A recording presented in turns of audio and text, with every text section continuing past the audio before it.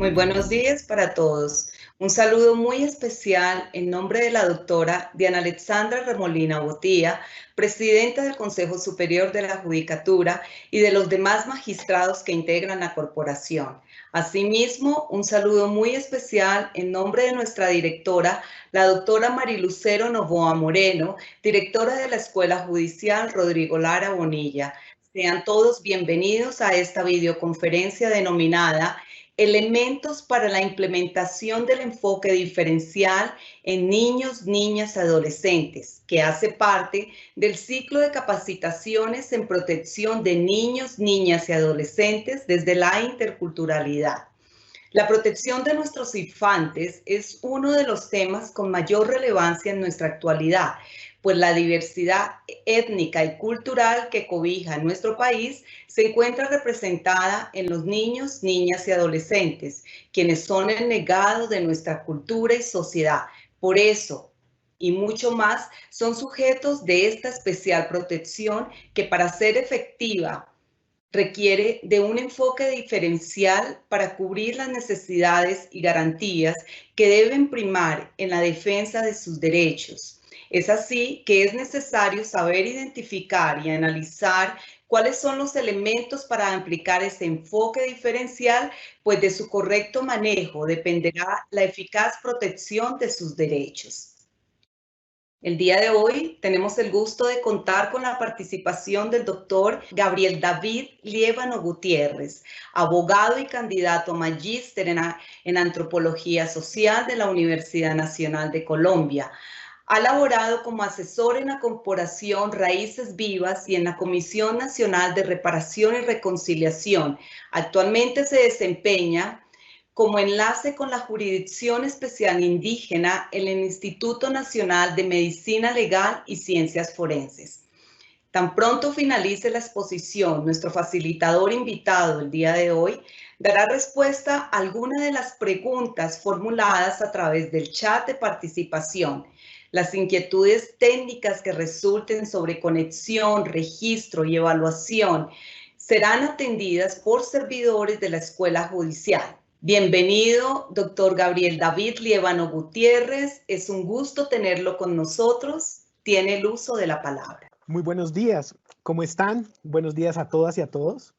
En primer lugar, quisiera extender un saludo caluroso a la doctora Diana Alexandra Remolina Botía, presidenta del Consejo Superior de la Judicatura, a la doctora Marilucero Novoa Moreno, directora de la Escuela Judicial Rodrigo Lara Bonilla, y a su equipo de colaboradores. E igualmente, para aquellos actores externos del sector justicia y de la comunidad en general que se conectan a esta videoconferencia.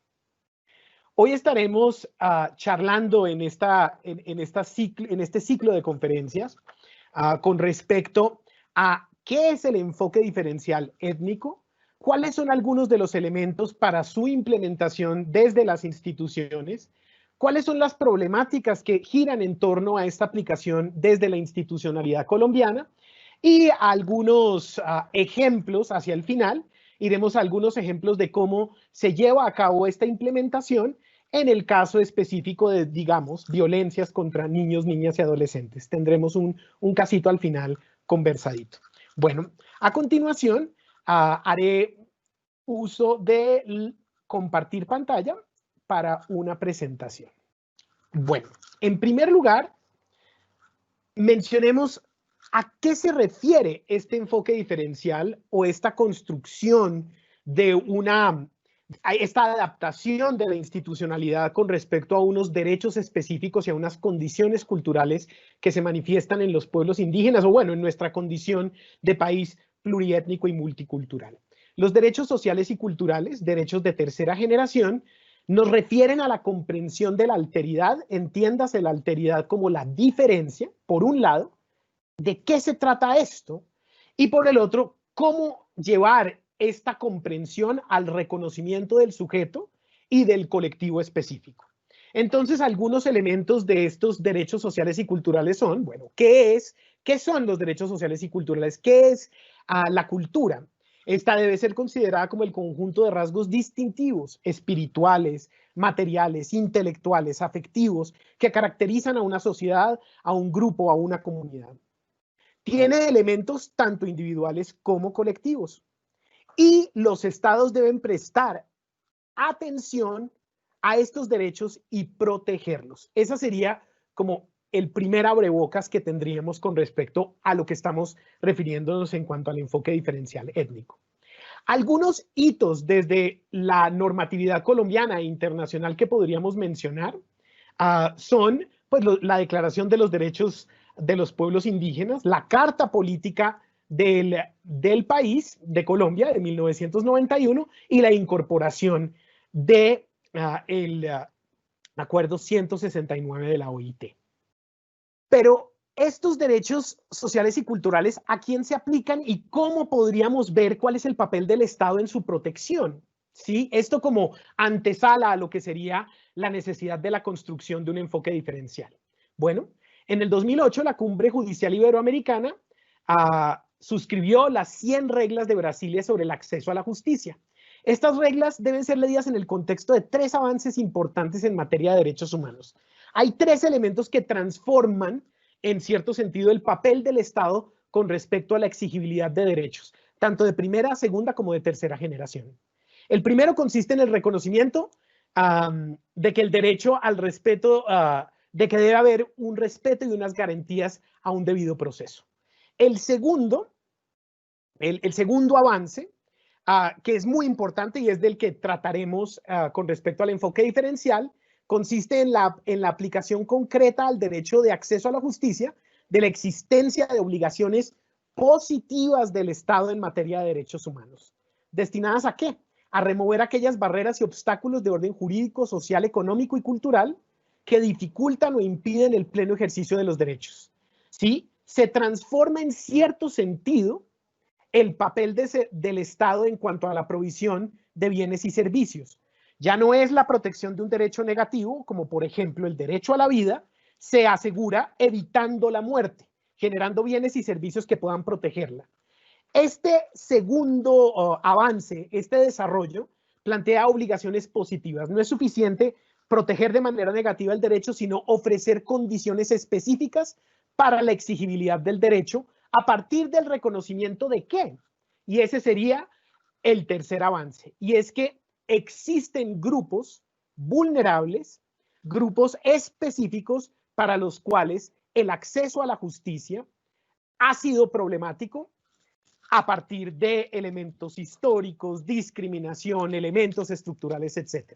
Entonces, tenemos que existen unos derechos y un papel del Estado de protegerlos y llevar a cabo medidas positivas para la exigibilidad de este derecho. En ese sentido, estaríamos hablando que los derechos positivos de los pueblos indígenas deben ser protegidos y fomentados por el Estado y sus instituciones.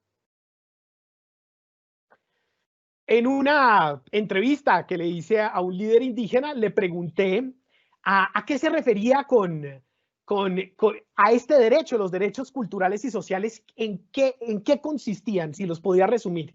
Y me contestó lo siguiente: el reconocimiento del derecho a la diversidad o de la identidad cultural, que sería su correlativo, de los pueblos indígenas. ¿En qué se expresa? Se expresa en autonomía, en autodeterminación, ¿sí? Pero bueno, entonces analicemos esa problemática específica. La autonomía, desde el trabajo conceptual que hemos llevado a cabo en el Grupo Nacional de Clínica, Psiquiatría y Psicología Forense del Instituto Nacional de Medicina Legal, hemos llegado a una conclusión básica. La autonomía se expresa en 2 problemáticas. Es un problema político, por un lado, es un problema de reconocimiento, es un problema de condiciones materiales para la existencia de los pueblos indígenas. A estas condiciones materiales podemos referirnos como el territorio, la territorialidad, recursos específicos para poder organizar su sistema jurídico, su sistema de educación, etcétera, y condiciones inmateriales como la lengua, como los usos y costumbres. Todo eso protegido. Ese sería, por un lado, el aspecto político de la autonomía. Y cuando hablamos de las instituciones del Estado, la autonomía también es un problema técnico. Debemos identificar las poblaciones vulnerables, dónde están, cómo actúan, cuáles son las características o las dinámicas que pueden generar esa vulnerabilidad. También es la interculturalidad, es un problema técnico. ¿Cómo hablamos con la diferencia cultural? ¿Cuáles son las problemáticas de mediación lingüística? ¿Cuáles son las problemáticas para adaptar o para poner en diálogo los diferentes sistemas que se encuentran en la interculturalidad o pues en la multiculturalidad, dependiendo de cómo decida uno observar el problema? Para nosotros desde el instituto, el problema es de interculturalidad. Las culturas se encuentran en contacto constante y por lo tanto deben dialogar, no eliminando sus diferencias, pero sí encontrando los puntos en los que se pueden encontrar y fortalecerse mutuamente. Y el problema técnico fundamental de las instituciones del Estado, y al cual nos estaremos refiriendo durante esta videoconferencia y las que siguen, es el acceso y la atención, el acceso a la justicia y la atención diferencial. Eso es refiriéndose a las 100 reglas de Brasilia, que son precisamente, específicamente para el acceso a la justicia. ¿Cuál ha sido el problema? Pero hay un problema fundamental para poder resolver este problema político y técnico de los derechos de la diversidad. En nuestro país, si bien existe desde la Constitución de 1991, el artículo 7 reconoce al país como un país pluriétnico y multicultural, y más adelante en el artículo 246 de la Constitución Política le confiere a los pueblos indígenas el derecho a una jurisdicción propia como elemento de la autodeterminación, como elemento del fortalecimiento de la autonomía. Dentro del artículo 246 se plantea la necesidad de una acción legislativa para poder regular esa ley, para poder regular ese derecho.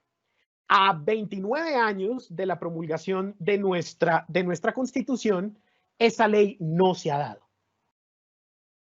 Es decir, las dinámicas políticas necesarias para que se pueda generar una ley de coordinación entre el Estado y sus instituciones y las autoridades indígenas no se ha llevado a cabo. Pero las necesidades han persistido. Eso ha dado como resultado que existan dos dinámicas para poder generar la política pública de enfoque diferencial en nuestro país. Por un lado, el litigio estratégico, que consiste en la acción de tutela, el buscar tutelar derechos a partir de demandas en la Corte Constitucional, en las Cortes de cierre, para buscar que las Cortes generen, a partir de sentencias y de autos, algunos elementos de la política pública o unos mínimos. Y por otro lado, tendríamos las vías de hecho. Para los pueblos indígenas, una constante es la minga, que es la organización efectiva política y social para reclamar algunos derechos.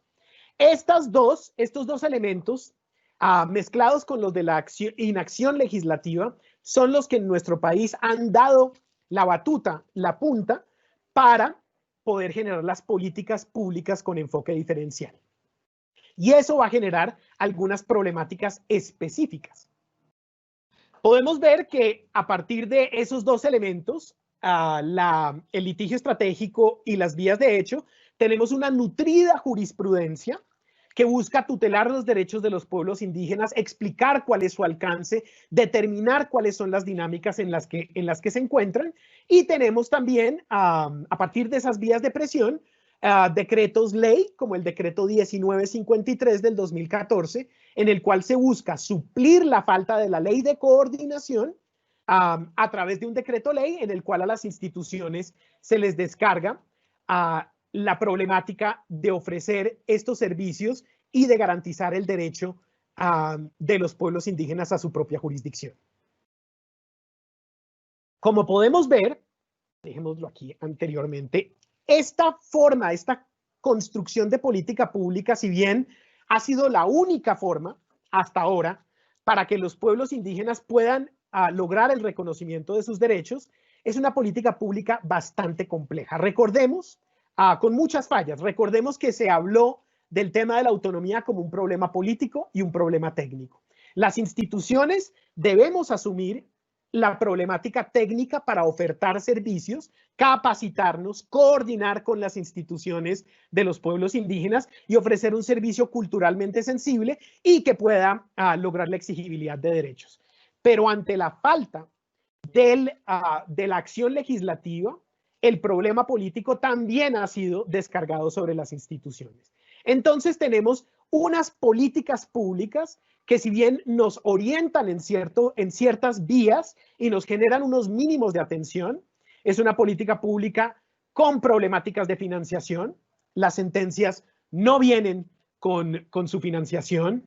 Las políticas que se generan a partir de estos casos específicos son en muchos sentidos fraccionadas.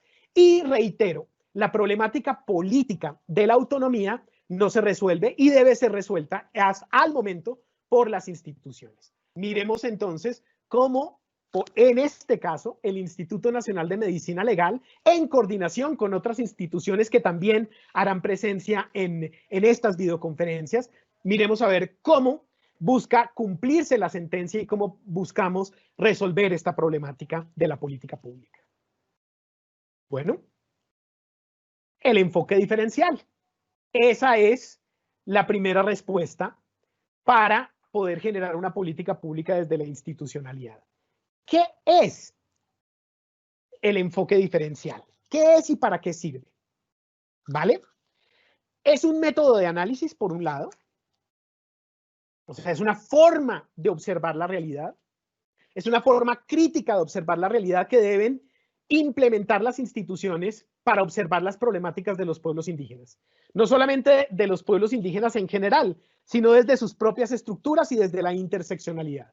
No solamente adultos mayores, condiciones étnicas, niños, niñas y adolescentes, etc. Mirar la realidad en toda su complejidad, pero mirarla desde la función de las instituciones.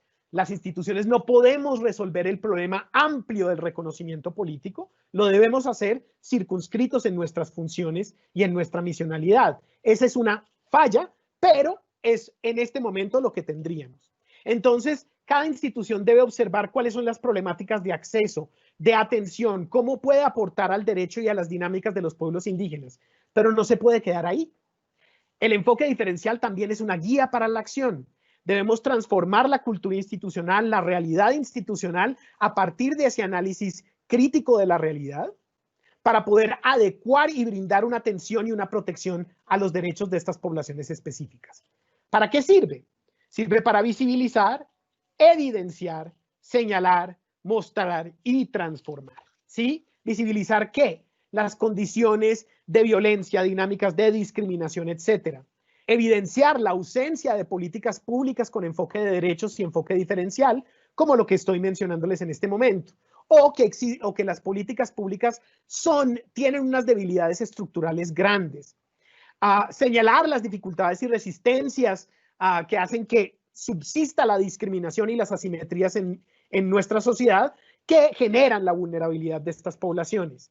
Y mostrar la invisibilización y la visión limitada sobre las características de estas poblaciones, o sea, la falta de reconocimiento. Bueno, pero una vez que tenemos estos dos elementos y empezamos a aplicar el enfoque diferencial, ¿cómo sabemos que lo estamos aplicando? ¿Cuáles son los elementos que se deben de tener en cuenta desde la institución, sus servidores y servidoras y las acciones que lleva a cabo para saber que estamos efectivamente observando la realidad y transformándola?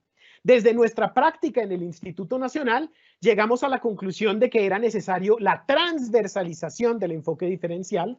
¿Y qué significa esto de transversalizar?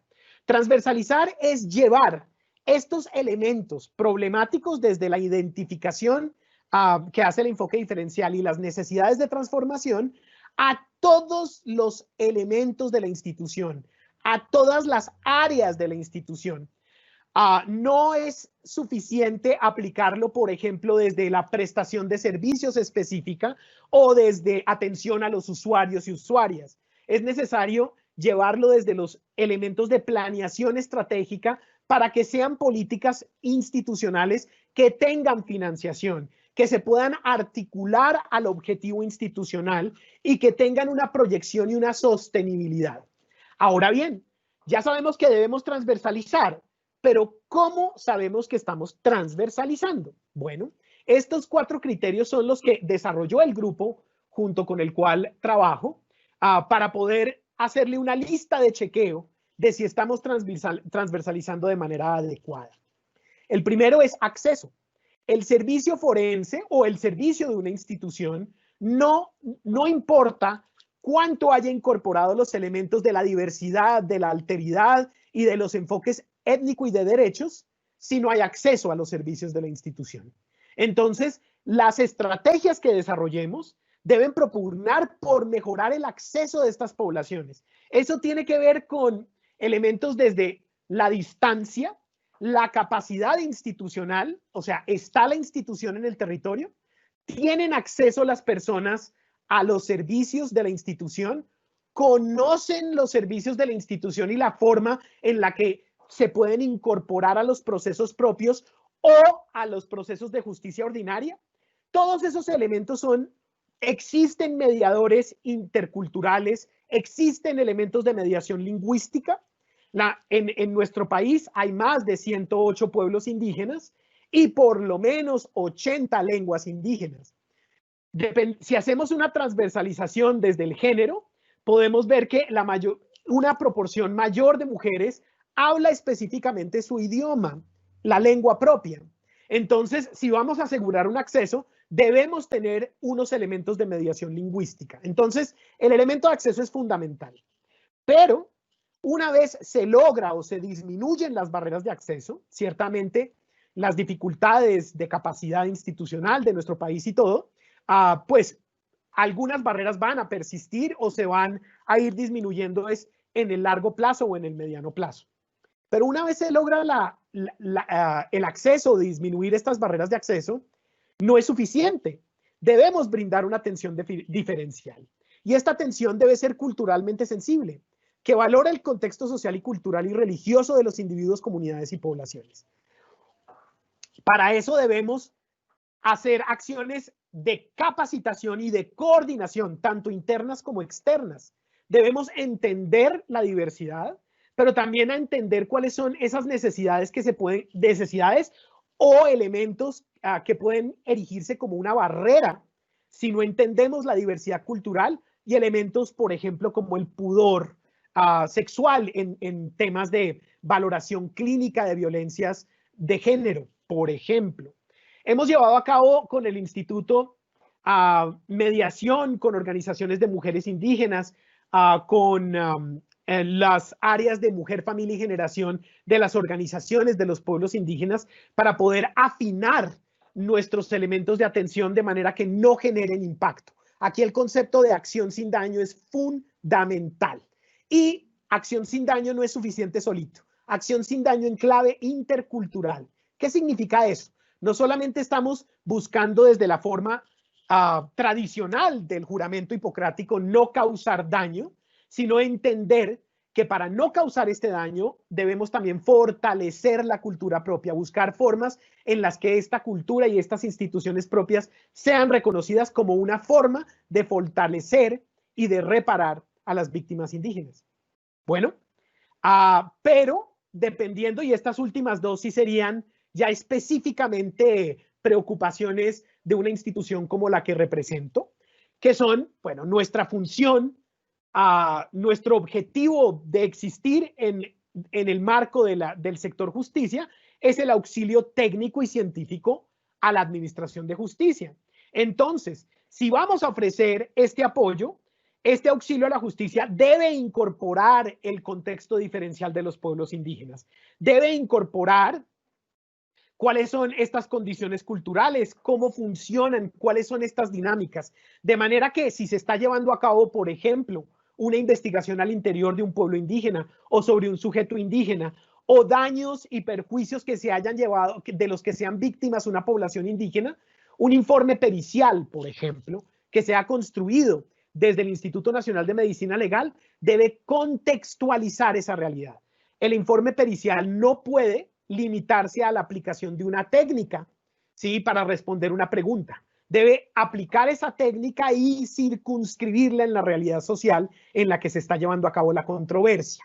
Y bueno, por último, el apoyo y fortalecimiento a la jurisdicción especial indígena, que es también un mandato del Decreto Ley 1953 y lo sería de una eventual ley de coordinación del artículo 246 de la Constitución, y es que ¿qué pueden hacer las instituciones para fortalecer la jurisdicción propia?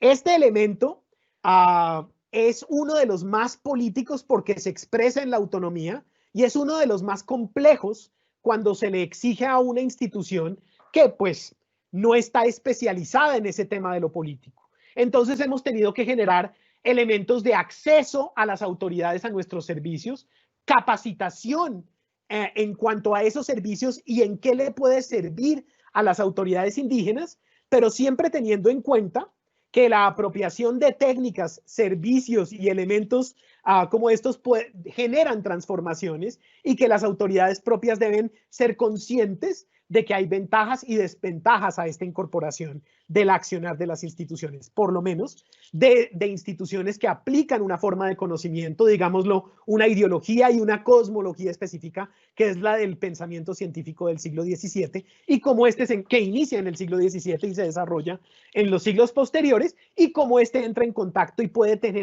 generar fricciones y transformaciones al interior de los pueblos indígenas y sus autoridades. ¿Vale? Bueno, y ya tenemos estos elementos de acceso, atención, coordinación, fortalecimiento y auxilio a la justicia. Pero, ¿cómo lo llevamos a cabo? ¿Sí? Sabemos que debemos impactar esos criterios, que esos son los criterios que debemos de tener en cuenta. Bueno, aquí estaría unos elementos de acciones específicas para poder lograr estos elementos de acceso, atención, auxilio y fortalecimiento. Coordinar. Si las instituciones no se coordinan entre ellas, por ejemplo, estamos hablando del tema específico de niñas y adolescentes indígenas. Eso quiere decir que aquí hay dos sectores específicos que están actuando. El sector protección, expresado ante todo en el Instituto Colombiano de Bienestar Familiar, quienes estarán haciendo un estudio de casos en videoconferencias posteriores. Y el sector justicia, que debe también coordinar con este sistema de bienestar familiar para poder tener una política coherente. Recordemos que como la política pública se expresa en cada una de las instituciones, nos encontramos, por lo menos en Colombia, y podría envisionar que en otros países en los que se den estas condiciones va a ser igual, y es que cada institución busca cumplir, a veces en un compartimento estanco. Debemos generar acciones de coordinación interinstitucional para poder generar políticas coherentes, pero debemos también coordinar con las organizaciones, con las autoridades y con las instituciones de los pueblos indígenas para poder desarrollar canales de comunicación, vasos comunicantes y políticas interculturales que sean apropiadas, que se ajusten a la realidad del territorio y que no generen acciones dañosas. Para poder coordinar de manera adecuada, debemos capacitarnos. Capacitar de manera interna y externa. ¿Qué significa esto? Los operarios, los y las funcionarias de una institución como la que represento o de las instituciones del Estado debemos conocer, no volvernos expertos en ley indígena, ya que esa experticia recae en las autoridades indígenas y en los pueblos indígenas, pero sí en conocer algunos principios y elementos claves de cuál es esta realidad intercultural y cuáles son algunos elementos para poder transformar nuestra misión institucional a partir de esas necesidades que se generan tanto en la ley como en la realidad empírica, multicultural y pluriétnica de nuestro país. Pero también se debe dar una capacitación externa. No siempre las dinámicas de atención puede la institución llegar hasta los pueblos indígenas. Debemos capacitar también esas autoridades en cuál es la oferta institucional, en cómo funciona, para que también se puedan tomar decisiones de cuáles son útiles, cuáles se pueden incorporar y cuáles van a generar algunas problemáticas. Podría darles un ejemplo. Una de las lógicas fundamentales de la institucionalidad es la escritura. Una en cuanto a justicia, el expediente, por ejemplo, el informe pericial, por ejemplo.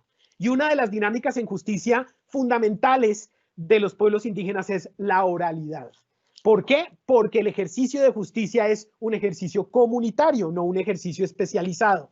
Entonces, en términos de coordinar estas dos justicias que tienen estas lógicas diferentes, debemos capacitarnos tanto internamente en esa necesidad de oralidad y de comunidad de los pueblos indígenas, pero también capacitar a los pueblos indígenas en cuál es esta lógica y cómo pueden también apropiarse en cierta medida de ella para poder moverse en el espacio intercultural de la exigibilidad de justicia en nuestro país.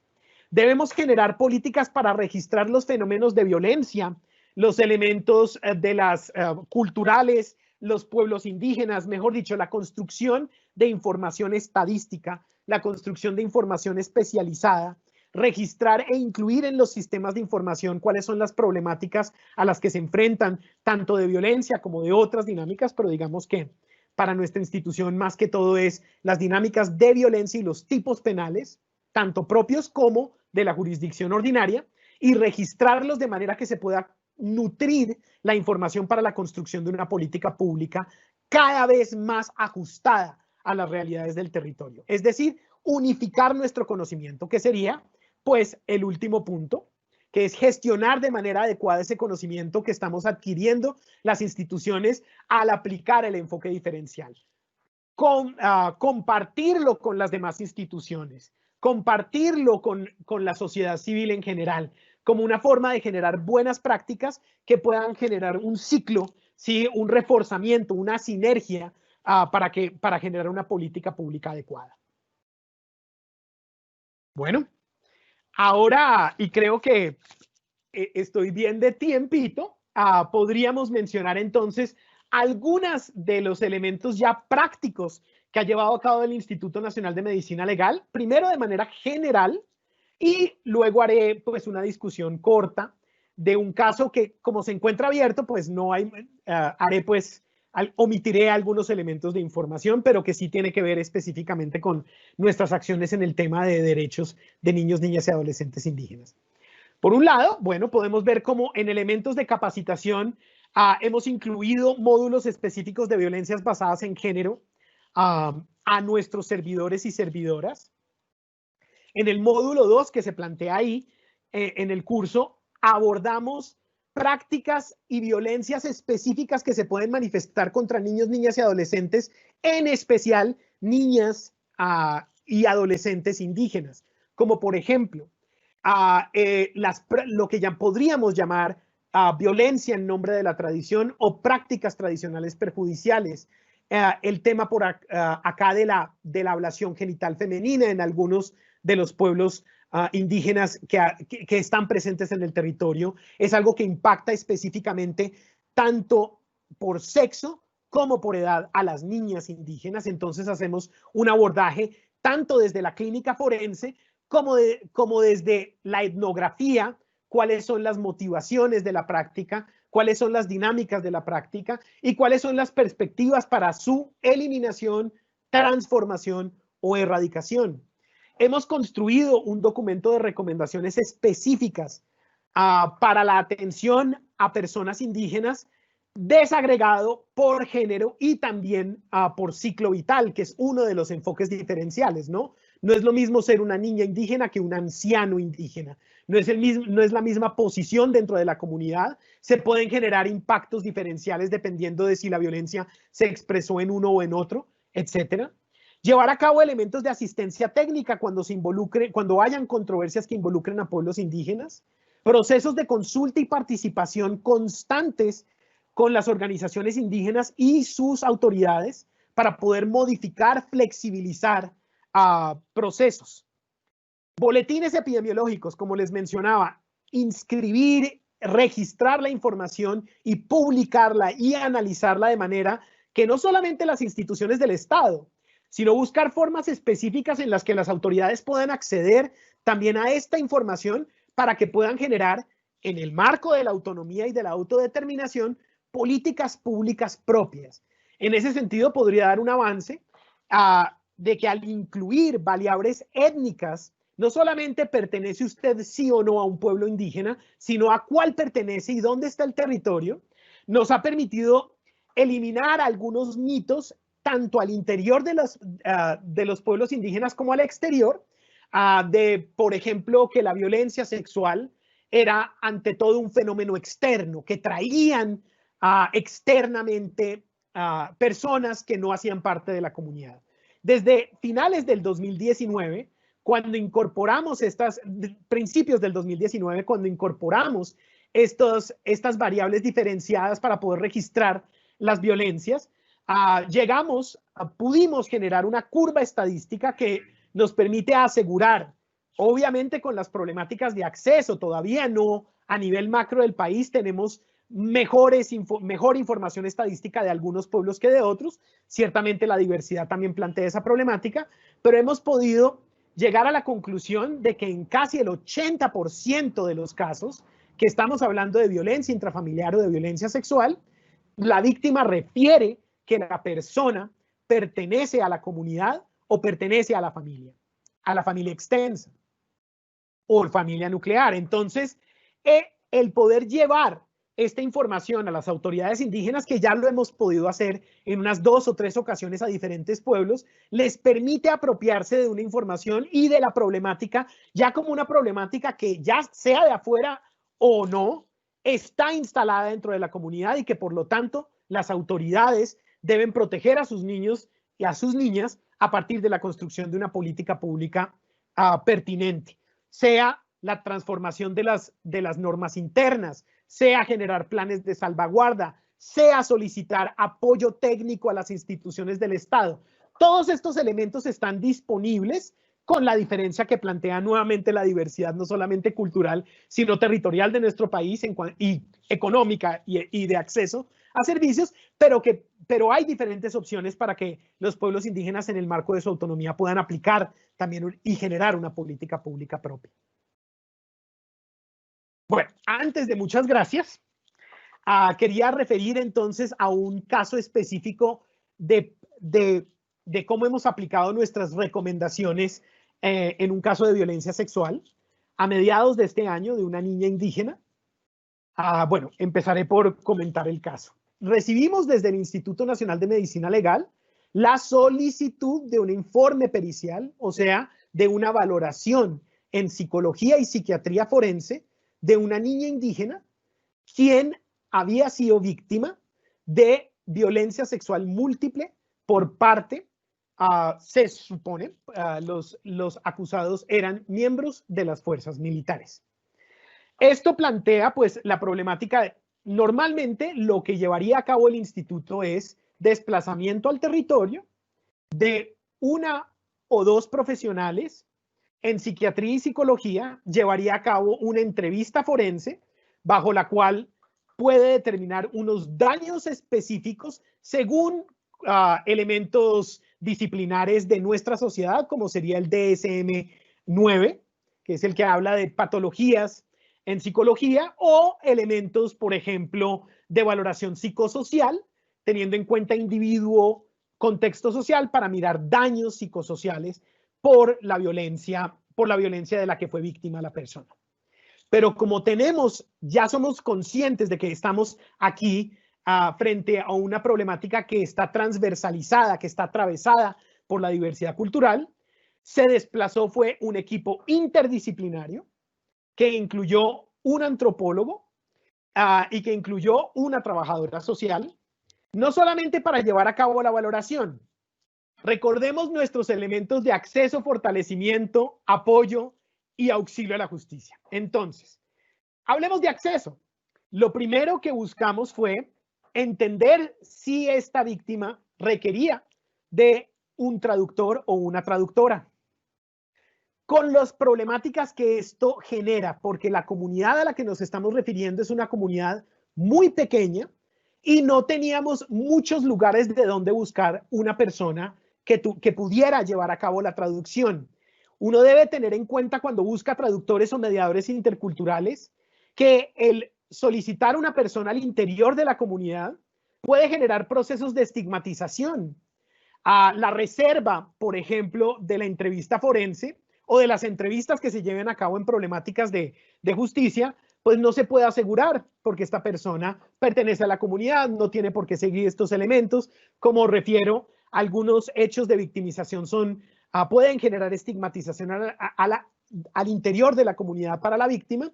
Entonces, esos elementos se deben de tener en cuenta. Tuvimos la suerte de encontrar una persona que nos pudiera servir de mediadora intercultural en este momento y de mediadora lingüística. Otro elemento fue cómo es la disposición, cuál es el lugar en el que vamos a llevar a cabo la entrevista. Buscando, hablando con el mediador intercultural, también haciendo investigaciones propias, desplazándonos hasta la comunidad y preguntando cuáles serían, explicando cuál iba a ser el elemento de la entrevista forense. Solicitamos algunas pautas para que la oficina en la que se iba a llevar a cabo la diligencia le permitiera a esta menor de edad expresarse de una manera con más tranquilidad. Eliminamos el escritorio que genera esa diferencia entre unos y otros. Se generó fue un círculo de palabra, etcétera. Se buscaron elementos para que la víctima se pudiera sentir a gusto, tranquila, pues teniendo en cuenta que una valoración de este tipo va a generar unas reacciones psicológicas, va a generar unas reacciones emocionales. Bueno, eso en términos de acceso, pero también se llevó a cabo un trabajo con las profesionales en psiquiatría y psicología para que se incluyeran preguntas dentro de la entrevista forense que apuntaran a la posible estigmatización al interior de la comunidad, que apuntaran a una posible vulneración de los derechos colectivos, que apuntaran a dinámicas de violencia implícita o explícita en ese contacto entre fuerzas militares y el pueblo indígena que estaba muy cercano. Entonces, también se da una asesoría interna a los y las profesionales que van a llevar a cabo el elemento de valoración en psiquiatría y psicología. Pasemos al segundo, atención diferencial. Bueno, ese estaba asociado a algunos elementos que mencioné al principio, pero se tuvo en cuenta la lengua propia, elementos, por ejemplo, cuando se generan los silencios, algunos elementos de la sexualidad propia, de mencionar la violencia de manera explícita, buscar formas en la entrevista que se orientaran más a las preguntas abiertas que permitieran el diálogo y la construcción del relato desde la víctima indígena y no unas preguntas sí o no que generaran, digamos, tensiones o que pudieran generar falsas expectativas o falsa información no confiable en la entrevista. También se aplicó pues el principio de acción sin daño, teniendo en cuenta a las autoridades indígenas. Se hizo un trabajo de contactar a las autoridades propias, explicarles el procedimiento, preguntar si el procedimiento podía generar impactos con respecto a si la niña, la menor de edad, podía volver a la comunidad, si habían algunas necesidades de la autoridad propia que sugirieran ellos fueran preguntadas durante la entrevista, ¿sí? Eso nos pasaría al elemento de apoyo y fortalecimiento a la jurisdicción especial. Se llevaron a cabo acciones de coordinación explicándoles a las autoridades que se podía generar un informe pericial específicamente para contestar preguntas de estas autoridades, que se podía llevar a cabo un encuentro con estas autoridades para explicarles cuáles eran los resultados y cuáles eran algunas de las recomendaciones que surgían de este informe pericial. Y por último, hablando de auxilio a la justicia, el informe pericial que se practicó, que se desarrolló a partir de esa valoración, que fue entregado, pero pues en este momento el caso sigue abierto, buscó incorporar los elementos de estigmatización, los elementos específicos al proyecto de vida de una niña indígena que ha sufrido violencia sexual. ¿Va a poderse casar? ¿Cuáles son los elementos? ¿Qué elementos rituales, por ejemplo, son necesarios para poderla reincorporar de manera que no sea estigmatizada al interior de su comunidad? ¿Cuál es el impacto específico del ingreso al territorio de personas externas que hayan llevado a cabo esto? Elementos como la forma en la que se expresaron durante la violencia sexual, si puede tener elementos de discriminación por quién era la niña, no solamente una mujer, sino una mujer indígena. Cómo todas estas dinámicas pueden generar daños que van más allá del daño individual y que irían más allá del daño, digamos, en una persona que pertenezca, en una niña que pertenezca a la sociedad mayoritaria. Ahí terminaría, pues porque este documento pericial fue entregado, pero todavía está sujeto pues al principio de controversia y de la investigación y no se ha dado una respuesta final de las autoridades de la justicia ordinaria quienes lo están manejando.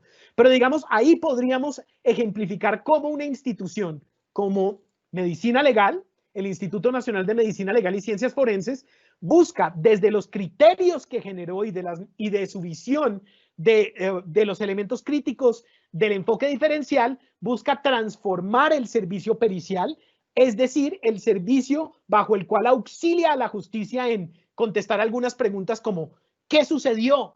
¿Qué tan grave fue? ¿Y cuáles son algunos de los elementos para la reparación de esta persona? Entonces, transformamos, flexibilizamos, incluimos elementos al informe pericial para que éste pudiera dar cuenta de la diversidad en la cual se está dando la controversia que busca la justicia sea resuelta en sentencia con la ayuda de instituciones como el Instituto Nacional de Medicina Legal y Ciencias Forenses.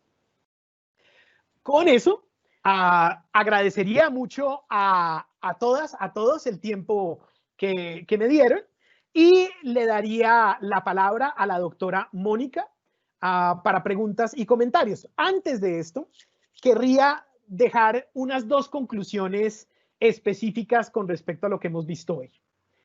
Por un lado, es cierto, es claro que debemos resolver la problemática política que nos plantea el enfoque diferencial. Debemos, por un lado, abordar el problema político que plantea el enfoque diferencial. Es decir, o vamos a desarrollar una ley de coordinación o vamos a coger todas estas experiencias y a partir de otros instrumentos de política pública como un plan decenal de justicia, etcétera, abordar la problemática de la autodeterminación y de la autonomía desde lo político, porque las instituciones no estamos capacitadas de manera adecuada para llevar a cabo ese reconocimiento. Lo podemos hacer desde nuestra misionalidad, pero es claro en el diálogo intercultural que los pueblos indígenas y sus instituciones, sus autoridades, requieren es un reconocimiento del derecho autonómico, por un lado. Y bueno, para no dejar,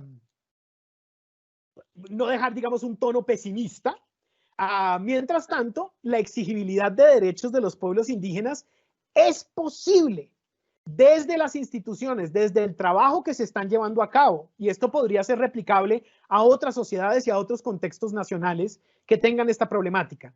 Se puede llevar a cabo mientras se den las condiciones éticas y técnicas necesarias.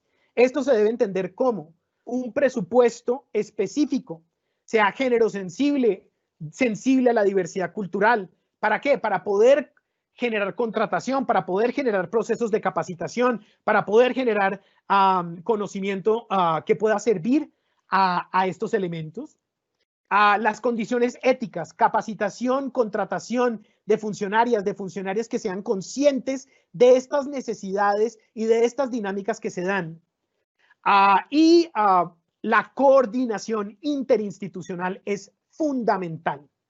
Desde nuestra institución, la institución que represento, nosotros no nos activamos, por ejemplo, sino hasta que se da o una denuncia o una solicitud de una autoridad competente. Si no se da un elemento de coordinación claro entre el inicio de una ruta de atención y los servicios que presta una institución como la que represento, nunca se va a poder dar la exigibilidad del derecho de manera adecuada. Bueno, con eso terminaría, creo que en punto, y le daría la palabra a la doctora Mónica para que lleve a cabo las preguntas. Muchas gracias a todas y a todos. Muchas gracias, doctor. Pasamos al fragmento de preguntas. Primera, doctor, ¿qué retos identifica a futuro para la coordinación entre instituciones como el bienestar familiar y la jurisdicción especial indígena? Mira, esto es importantísimo y ya que estamos hablando del tema específico de niños, niñas y adolescentes, como hablaba al final de la última conclusión, la coordinación interinstitucional es fundamental. Siendo el Instituto Colombiano de Bienestar Familiar el que en muchos sentidos inicia el proceso, generan unos productos fundamentales para el sector justicia. Informes antropológicos, tienen presencia en el territorio. Entonces, estos elementos de coordinación, que los productos puedan ser intercambiables, por ejemplo, que nuestros informes periciales puedan ser utilizados también por otras instituciones, que podamos generar productos conjuntos desde las instituciones para la administración de justicia y el fortalecimiento de los pueblos indígenas es fundamental si queremos llevar este reconocimiento del derecho no solamente a los niños, niñas y adolescentes, sino a todos los miembros de las comunidades indígenas. Siguiente pregunta. En materia de investigación de vulneración de derechos contra niños, niñas y adolescentes, ¿qué tan importante es la coordinación interinstitucional e interjurisdiccional, doctor? Bueno, por un lado, ya creo que mencioné la importancia de la coordinación interinstitucional, en especial con instituciones como el ICBF, el Instituto Colombiano de Bienestar Familiar. Pero la coordinación interjurisdiccional es fundamental. Algunos procesos deben iniciar en las comunidades indígenas, porque de eso se trata el reconocimiento del derecho propio y de la jurisdicción propia. Debemos entender las dinámicas de esta jurisdicción. Debemos incorporar, por ejemplo, tipos penales propios. Un elemento cuando hablamos de niñas, niñas y adolescentes y de violencias, por ejemplo, violencias basadas en género, la mayoría de las autoridades indígenas nos van a referir a un tipo penal propio, que es el del enamoramiento.